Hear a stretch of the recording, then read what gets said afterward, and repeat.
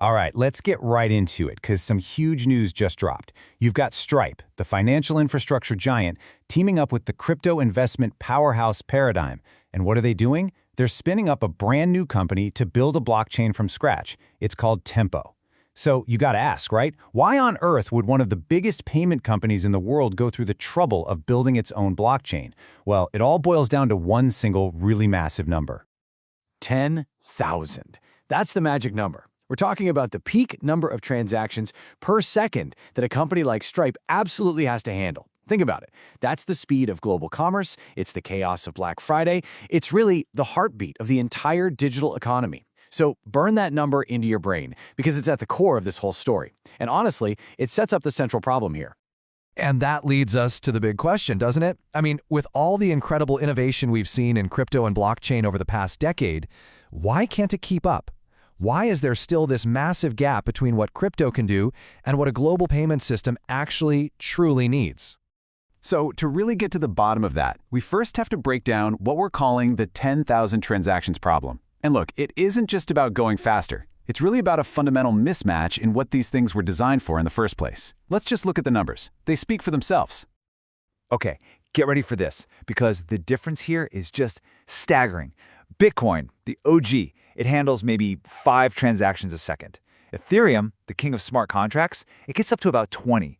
Now, you have the newer, super fast chains like Base and Solana, and they're lightning fast for crypto, right? They top out at maybe 1,000. And then you have what Stripe needs, over 10,000. It's not even in the same ballpark. And this chart just says it all, doesn't it? I mean, just look at it. The little bars for Bitcoin, Ethereum, even Solana, they're practically invisible next to that absolute skyscraper that represents what a real-world payment network needs. This isn't some small gap you can just, tweak and fix. We are talking about a totally different universe of scale. So here's the bottom line. The crypto infrastructure we have today, it just wasn't built for this job. It's like trying to build a house with a screwdriver. It was designed for totally different things, like trading, decentralized apps, that kind of stuff. It was never built for the insane speed and low latency that global payments demand. And that mismatch, well, it meant they needed a whole new blueprint. So faced with that problem, Stripe and Paradigm didn't just try to slap some upgrades onto an old system. Nope.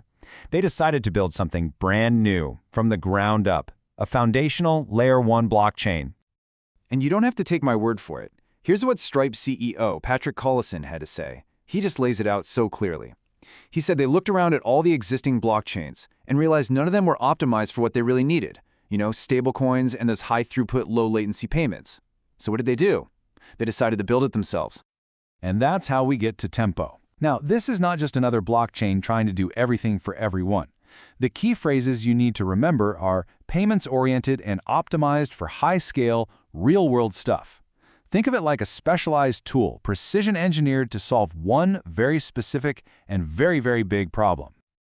All right, so you're probably wondering, what actually makes Tempo different? And it's not just about hitting that 10,000 TPS number. The whole philosophy behind it is different, right down to its core. And it all starts with one really simple but totally crucial difference in focus. Here's the main takeaway. Most blockchains out there, they're built for trading. Tempo, it's built for payments. And that one little change in focus affects every single design choice. Like, think about paying transaction fees. Ever tried to do that with some token that's jumping up and down in price every minute? It's a complete mess for anyone trying to run a business. Tempo says, nah, let's use stable fees pegged to real-world currencies. And what about useful features?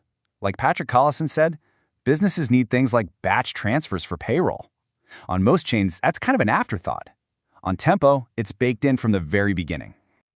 Okay, so a new piece of tech is cool and all, but what can you actually do with it? What does having a super fast, payments-first blockchain really mean for you? For businesses? What's the big opportunity here?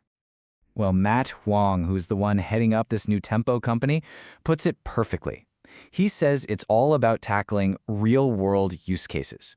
See, this isn't another project just for crypto traders. This is about weaving this technology right into the financial fabric of our everyday lives. And what does that actually look like? Well, we're talking about some pretty cool stuff. Imagine seamless global payroll, or sending money internationally way cheaper and faster. Or how about tokenized deposits that mean money can move 24/7, no more waiting for the bank to open. This could finally unlock real microtransactions for creators. Or get this, agentic payments, where your AI assistant can just securely pay for things for you. This is about real-world, useful finance. And you know what's crazy? How fast this all came together. Just think, back in early August, this was just a rumor, a stealth project Fortune was writing about. Then by the end of the month, people were buzzing about these new digital money rails. And boom, September 4th, it's a real company, backed by two of the absolute heaviest hitters in the game. The momentum here is just, wow. So it all comes down to this one big question, right? For years, we've heard the promise that crypto was going to revolutionize finance. But let's be honest, the tech was never really the right tool for the job when it came to everyday payments. Tempo is basically a full frontal assault on that very problem. So is this it? Is this the project that finally bridges that gap? The one that makes using crypto for payments feel as normal as tapping your credit card? We'll have to wait and see, but you can bet we'll be watching.